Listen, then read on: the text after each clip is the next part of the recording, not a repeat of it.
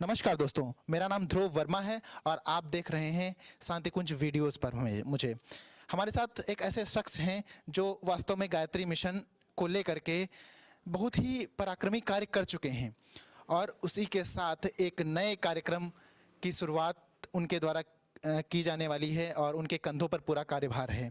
मैं उनका नाम भी बता दूंगा और हालांकि उसके बाद मैं उन्हीं से बात करूंगा। सबसे पहले मैं आपको बताया दे रहा हूं वो ऐसे शख्स कौन हैं। आपका नाम आदरणीय मनीराम वर्मा जी है। आप जिला समन्वयक तथा उपजोन समन्वयक जैसी बड़ी जिम्मेदारियों का निर्वहन कर चुके हैं। अभी एक कोई कार्यक्रम होने वाला है जिसमें आपके कंधों पर पूरी जिम्मेदारी है। आप की जिम्मेदारी क्या है, कौन सा कार्यक्रम है, इसके बारे में हम आपसे ही परिचर्चा करेंगे, बात करेंगे कि क्या वो पूरा क्या है, उसका उद्देश्य क्या है जो कार्यक्रम होने वाला है। जी बाबूजी, आपको बहुत बहुत मेरा प्रणाम।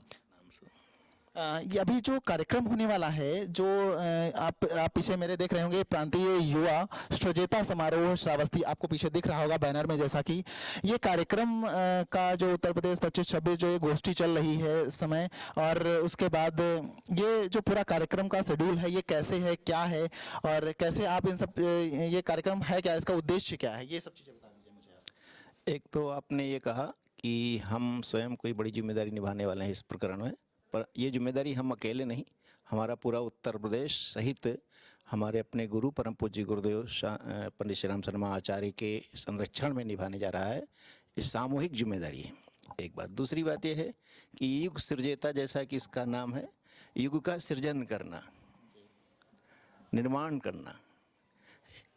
तो निर्माण का काम जब भी कुछ होता है तो उसके लिए श्रम चाहिए, शक्ति चाहिए, शारीरिक शक्ति की आवश्यकता होती है। और शारीरिक शक्ति और मानसिक शक्ति दोनों ही शक्तियाँ युवाओं के पास होती हैं। अब तक सृष्टि के निर्माण से लेकर के अब तक जब भी सृजन का काम हुआ है तो युवाओं के माध्यम से हुआ है। आप राम के समय में देख लीजिए, कृष्ण के समय में देख लीजिए, बुद्ध के समय में देख लीजिए, और आज अभी जब युग परिवर्तन का काम, युग सृजन का काम होने जा रहा है युग तीर्थ गायत्री परिवार केंद्र शांति कुंज हरिद्वार के माध्यम से, तो भी ये काम युवाओं के माध्यम से किया जाना है। अगली बात यह है कि ये कार्यक्रम श्रावस्ती को केंद्र मान करके किया जाएगा। मुख्य कार्यक्रम स्थल श्रावस्ती है। श्रावस्ती वो स्थान है जहाँ पर भगवान बुद्ध, जिन्हें कुछ लोग महात्मा बुद्ध भी कहते हैं, भगवान कहना उचित नहीं समझते, ये उनका विषय है, परंतु जहाँ पर उन्होंने 24 साल तक 24 चौमासा यानी 4-4 महीने रह करके अपनी तप किया, और उस तप ऊर्जा के माध्यम से अंगुलीमाल जैसे दुर्दांत डाकू का हृदय परिवर्तन करके उसे संत बना दिया। जहाँ पर उन्होंने अपने लाखों परिव्राजकों को मार्गदर्शन दे करके और धर्म चक्र परिवर्तन का काम करते हुए बौद्धिक चेतना का यानी सनातन संस्कृति के स्वरूप को परिष्कृत किया, पूरे विश्व को अपने आक्रोश में ले लिया। ये वो स्थान इसीलिए चुना गया है कि वो दिव्यता वहाँ पर मौजूद है आज भी, और आज भी युवाओं को वहाँ के माध्यम से यदि कोई काम किया जाएगा तो निश्चित रूप से वो ऊर्जा वहाँ से मिलेगी। इसलिए युग सृजता कार्यक्रम वहाँ से संचालित हो रहा है। आपने कहा युग सृजता कार्यक्रम, हालांकि मुझे ये समझ नहीं आ रहा है इस पूरे जो पूरा कार्यक्रम है ये किस डेट में होगा, इसका रूपरेखा जो है, और इसका नाम क्या रखेंगे आप, इसका जो ये कार्यक्रम होने जा रहा है। नाम तो आपने स्वयं बता दिया, बैनर में जो छपा हुआ है युग सृजता कार्यक्रम। और ये अगले साल, अभी हम 2021 वर्ष में ही हैं, 2022 में नवंबर के 7, 8, 9 नवंबर की तिथियों में होगा। 8 नवंबर को गुरु तेग बहादुर जी की जयंती है, देव दीपावली है, उस दिन दीप यज्ञ होगा। और उसके पहले लगभग 11 महीने, मान लीजिए 11 महीने उस कार्यक्रम की हम पूर्व तैयारी करेंगे। पूर्व तैयारी का मतलब ये नहीं कि हम वहाँ टेंट लाइट या इसकी ये काम करेंगे। उसकी पूर्व तैयारी का मतलब हम पूरे उत्तर प्रदेश सहित भारत के कुछ मुख्य अंशों का मंथन करेंगे, और मंथन करके, जनचेतना का मंथन करके हम युवाओं को खोजेंगे जो युवा बुद्ध का काम साथ देते थे, वैसे ही इस युग सृजन के काम में, हमारे गायत्री परिवार के काम में अपना सब कुछ समर्पित करके, अपने को न्यौछावर करके, अपने को गला करके इस देश को फिर से जैसा था विश्वगुरु के रूप में, जैसा था सोने चिड़िया के रूप में, जैसा था इस धरती को स्वर्ग बनाने का ही हमारा लक्ष्य है गायत्री परिवार का। जैसा कि आपने सुना होगा, यदि आप गायत्री परिवार से परिचित हैं, तो हमारा लक्ष्य है मनुष्य में देवत्व का उदय। देवता कहीं और खोजने हम नहीं जाएंगे, हम यहाँ के आदमी को ही देवता बना देंगे, और जब देवता बन जाएंगे तो निश्चित रूप से ये धरती ही स्वर्ग बनेगी। उस लक्ष्य को पूरा करने के लिए हम ये करने जा रहे हैं। बहुत अच्छी बात बताई आपने, जैसे कि युग निर्माण की बात बताई, 21वीं सदी की बात बताई, मतलब जो आप करने जा रहे हैं, युग को बदलने की बात कर रहे हैं। तो जैसे युग के बदलने की बात आप युवाओं को लेकर के चल रहे हैं, जो ये कार्यक्रम है आपने बताया कि युवाओं को लेकर के कार्यक्रम है, तो जैसे कि कोई युवा यदि बुजुर्ग कोई आना चाहते हैं तो कैसे, क्या कि युवा यदि आएंगे तो युवाओं को प्रशिक्षण ही मिलेगा या बुजुर्गों को प्रशिक्षण मिलेगा? कैसे कैसे लोग वहाँ पर पहुँचे? यदि कोई बुजुर्ग आना चाहता है, बच्चे आना चाहते हैं, तो क्या आ सकते हैं? कैसे क्या है? नहीं, बुजुर्ग की बात जो आपने किया, बुजुर्ग का महत्व तो है हमारे लिए। बुजुर्ग का मार्गदर्शन, जैसे जामवंत का मार्गदर्शन हनुमान को मिला था, उस रूप में बुजुर्गों का मार्गदर्शन मिलेगा। परंतु युवाओं के कंधे पर इसलिए इस काम को लादा जाना है कि युवाओं के पास मानसिक संतुलन भी होता है और शारीरिक शक्ति भी होती है। और जैसा मैंने शुरुआत में बताया कि जो भी बड़े काम सृजन के जो भी हुए हैं, युवाओं के माध्यम से हुए हैं। और दूसरी बात, इस संगठन का नाम जैसा कि आप सुन रहे हैं, गायत्री परिवार। गायत्री मंत्र के बारे में आप इतना समझ लीजिए, ये मंत्र ऐसा मंत्र है जो आदमी की चेतना को परिवर्तित कर देता है। जब कोई हीरो तंबाकू बेचने लगेगा तो हमारे देश के युवा तंबाकू खाना पसंद करने लगेंगे, क्योंकि वो युवा होता है। युवा का अनुकरण सब लोग करते हैं, जवानी के प्रति आकर्षण सभी का होता है। इसलिए हम चाहते हैं कि हमारा युवा कुछ मॉडल बन करके सामने आए और एक मार्गदर्शन करे। उनको देख करके हमारे देश के युवा अपना जीवन बना लें।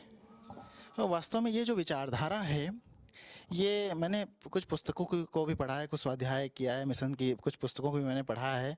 तो वास्तव में शायद आपके जो परम पूज्य गुरुदेव पंडित श्री राम शर्मा आचार्य जी थे, उन्होंने कुछ युग निर्माण को लेकर के कुछ पत्रिकाओं को भी चलाया। हालांकि उसमें क्या संदेश हमेशा देने का प्रयास रहता है उनका? क्योंकि जब आप कह रहे हैं, खुद ही कह रहे हैं कि मैंने पत्रिकाओं को पढ़ा है, मैंने मिशन के साहित्य को पढ़ा है, और एक शब्द आपने ये भी कहा कि आपके परम पूज्य गुरुदेव, भले आप ना जानते हो, गुरुदेव मेरे ही नहीं हैं बल्कि पूरे विश्व के हैं। कोई माने ना माने इसका मतलब नहीं, गुरु का मतलब ये नहीं कि पूजा करवाने के लिए आए हूँ। आज जो यही तो हमें परिवर्तन करना है कि गुरु कहते किसे हैं। गुरु वो होता है जो सारी दुनिया की पीड़ा लेकर के सारी भटकी हुई लोगों को रास्ता दिखाए। कोई गुरु माने ना माने इसका मतलब नहीं है, गुरु की गरिमा इसी में होती है। तो वो गुरु आपके भी हैं, ठीक है। और जैसा कि जैसे जो शिविर है, जो वहाँ पर जो ज़्यादा जो शिविर चलेंगे, तो उसमें बहुत सारे लोग हमें देख रहे हैं, और वो कैसे जान पाएंगे कि हम कैसे उनकी पूरी डिटेल कि क्या है, कैसे कैसे वो अपना नाम अंकित करवाएंगे आपके पास, और उसकी डिटेल्स कैसे कैसे आपको आप देंगे उनको कि क्या क्या रूपरेखा होगी, कैसे आप, जैसे कि कोई भी चाहता है कि वहाँ पर आने के लिए, तो क्या पहले से उसको नाम देना पड़ेगा या कोई मेंशन कराना पड़ेगा, आपके पास अंकित कराना पड़ेगा अपना नाम? बिल्कुल सही कहा आपने। हम लोगों ने इसकी एक ज़बरदस्त योजना बनाई हुई है, और पूरे उत्तर प्रदेश के सभी 75 जिलों का हम मंथन करेंगे। और मंथन करने के बाद जैसे दही दूध मथा जाता है तो दही बनता है और उसमें से क्रीम निकलता है। तो 75 जिलों का मंथन करके, आबादी तो 75 जिलों की कई करोड़ में है, पर उस पूरी की पूरी आबादी में हम खोजेंगे वो कौन है जवान जो राजा राम मोहन राय की तरीके से सती प्रथा का अंत कर सकता है, वैसे ही दहेज प्रथा का अंत कर सकने की क्षमता रखने वाला कोई जवान निकले, वैसे ही देश की सांस्कृतिक स्वतंत्रता दिलाने वाला कोई जवान निकले भगत सिंह आज़ाद की तरीके से। हम उसका मंथन करेंगे, फिर वो जो जवान निकलेंगे उनको वहाँ मार्गदर्शन दिया जाना है, और उनका रजिस्ट्रेशन ऑनलाइन होगा, एकदम फिक्स होंगे तय करके, फिर उनको सिर्फ काम दिया जाएगा वहाँ पर। बाकी उसके पहले हम पूरे 75 जिलों का मंथन कर चुके होंगे। अभी आप जो ऑफ कैमरे पर अभी कुछ बता रहे थे कि विवेकानंद की जयंती पर शिलान्यास की बात जो बता रहे थे, वो क्या है? हमें व्यूवर्स देख रहे हैं कुछ लोग, तो उसके भी बारे में बता दीजिए। नहीं, विवेकानंद की जयंती पूरा देश मनाता है, और विवेकानंद हमारे देश के आदर्श हैं। पर इस देश का युवा उनको आदर्श मानने लगे, इसलिए हमने विवेकानंद की जयंती यानी 12 जनवरी को चुना है। विवेकानंद की तरफ इस देश के युवाओं की दृष्टि जाए और वैसा ही जीवन जीने की ओर उन्मुख हो और उनको ही मॉडल बनाएं। जी। और मतलब आपका कहने का मतलब है जैसे कि अभी युवाओं की मैंने बात करी थी कि जो लोग वहाँ पर मेंशन कराना चाहते हैं अपना नाम, तो क्या इसके लिए कोई मेल आईडीज़ आपके पास होंगी या कॉन्टैक्ट नंबर भी होंगे? कुछ ऐसा होगा कैसे कि वो जान पाएंगे जानकारियों? नहीं, मेल आईडी विकसित की जाएगी बहुत ही जल्दी, और जब मंथन हो चुका होगा तो छटे हुए युवाओं का रजिस्ट्रेशन वहाँ होगा। अच्छा, रजिस्ट्रेशन के बाद वहाँ पर प्रशिक्षण होगा? हाँ, रजिस्ट्रेशन हो चुका होगा, फिर उनको हम प्रवेश पत्र देंगे। जिनको प्रवेश पत्र पहले से जारी हो जाएगा, तैयार हो चुके होंगे जो युवा, उनको ही वहाँ पर प्रशिक्षण दिया जाएगा। उनको मतलब युग सृजन के मैदान में उनको उतार देना है, और उतार करके आने वाले 2026 हमारे परम पूज्य गुरुदेव का जो कहना है 21वीं सदी उज्जवल भविष्य, और चूँकि 21वीं सदी लग चुकी है और 25 वर्ष तक की जो उम्र होती है वो जवानी की होती है। 25 वर्ष की उम्र के बाद 1926 में हमारे परम वंदनीय माता जी का जन्म दिवस पड़ता है, और अखंड ज्योति जिस पत्रिका का नाम है, वैसे ही अखंड दीपक यहाँ पर 1926 बसंत पंचमी से प्रज्वलित है। उसकी शताब्दी के अवसर पर ये हम काम करने जा रहे हैं।